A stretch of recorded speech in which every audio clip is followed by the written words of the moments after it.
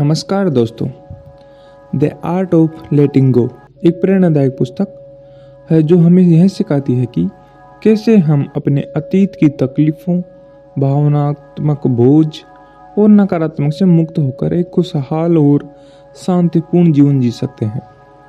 यह किताब आत्म स्वीकृति, समय और वर्तमान में जीने की कला पर आधारित है। जब हम बीते हुए दर्द, असफलताओं और दुखों से जुड़े रहते हैं तो हमारा मानसिक भावनात्मक विकास रुक जाता है। बीती बातें हमें भविष्य में आगे बढ़ने से रोकती है और पुरानी भावनाएं हमारे आत्मसम्मान और आत्मविश्वास को प्रभावित करती है।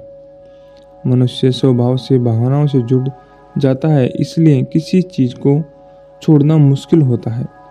लेकिन सही मानसिकता, अभ्यास और जागरूकता से यह संभव हो सकता है। इस पुस्तक में बताया गया है कि हमें किन चीज़ों को छोड़ना चाहिए, जैसे नकारात्मक भावनाएं और पछतावा। चलो, वीडियो शुरू करने से पहले आप चैनल को सब्सक्राइब कर लें और अगर वीडियो पसंद आए तो उसे लाइक करें। चलो फिर से अपने टॉपिक पे आते हैं। अपने अतीत की गलतियों को पकड़ कर रखने से हम खुद को सजा देते रहते हैं।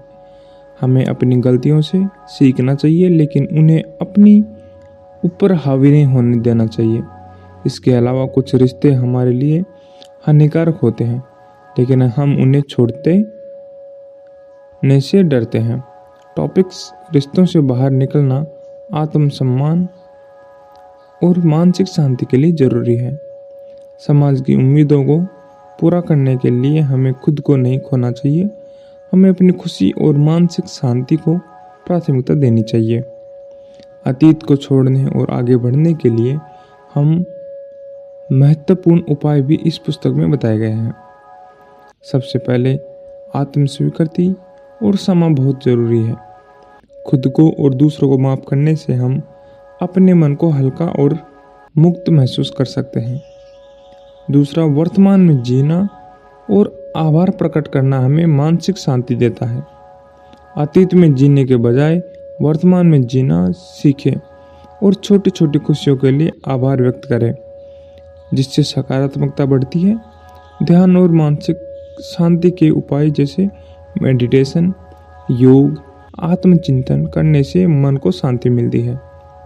सकारात्मक सोच और अच्छी आदतें अपनाने से जीवन में बदलाव आता है। द आर्ट ऑफ लेटिंग गो हमें यह सिखाती है कि अतीत को छोड़कर वर्तमान में जीना ही सच्ची मानसिक शांति की कुंजी है। जब हम अपनी भावनाओं, गलतियों और दुखों से मुक्त होते हैं, तभी हम एक खुशहाल और संतुलित जीवन जी सकते हैं। जब हम द आर्ट ऑफ लेटिंग गो की गहराई में उतरते हैं तो हमें यह एहसास होता है कि जीवन में आगे बढ़ने के लिए हमें खुद को बदलना और पुरानी चीज़ों को जाने देना जरूरी है। यह किताब हमें यह सिखाती है कि किसी भी परिवर्तन की शुरुआत हमारे मन से होती है। यदि हम सच में अपने अतीत के दर्द और पछतावे को छोड़ना चाहते हैं तो हमें सबसे पहले अपनी सोच को बदलना होगा। जब तक हम अपने पुराने विचारों और भावना से बंधे रहेंगे, तब तक हम मानसिक रूप से स्वतंत्र नहीं हो सकते।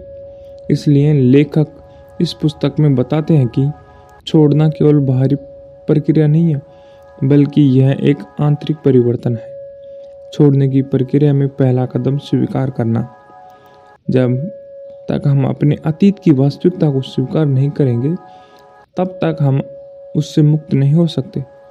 बहुत से लोग अपने बीते हुए पलों को नकारने की कोशिश करते हैं या खुद को यह समझाने लगते हैं कि यह मेरे साथ नहीं हुआ, होता तो मैं ज़्यादा खुश रहता। लेकिन सच्चाई यह है कि बीते हुए समय को बदलना नहीं जा सकता। जो हो चुका है उसे स्वीकार करना ही एकमात्र रास्ता है जिससे हम आगे बढ़ सकते हैं। अगला महत्वपूर्ण कदम होता है माफ़ करना।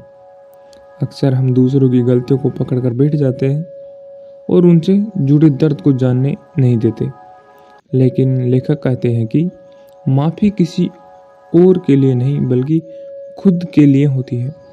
जब हम दूसरों को माफ़ करते हैं तो हम अपने मन का बोझ हल्का करते हैं इस तरह खुद को माफ़ करना भी उतना ही ज़रूरी है। हम में से हर कोई गलतियाँ करता है, लेकिन जब तक हम खुद को अपनी पुरानी गलतियों के लिए दोषी मानते रहेंगे, तब तक हम मानसिक रूप से आज़ाद नहीं हो सकते। लेटिंग गो का अगला चरण है वर्तमान में जीना। हम में से ज़्यादातर लोग या तो अतीत की यादों में खोए रहते हैं या फिर भविष्य की चिंता में उलझे रहते हैं। लेकिन लेखक कहते हैं कि सच्ची शांति केवल वर्तमान में जीने में मिलती है। जब हम अपने वर्तमान पर ध्यान केंद्रित करना शुरू करते हैं तो हमें जीवन की छोटी छोटी खुशियों का एहसास होता है।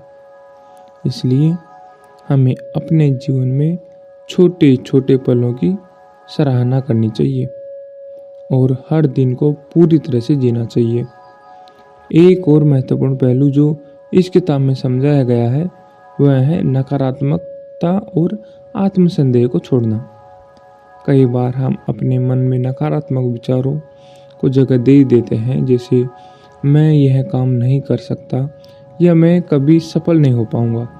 लेकिन यह सोच हमें कमज़ोर बनाती है और आगे बढ़ने से रोकती है। लेखक हमें यह समझाने की कोशिश करते हैं कि जब तक हम खुद पर विश्वास नहीं करेंगे तब तक हम अपने जीवन को बेहतर नहीं बना सकते। इस किताब में यह भी बताया गया है कि कैसे हम आभार प्रकट करके अपने जीवन को सकारात्मक बना सकते हैं।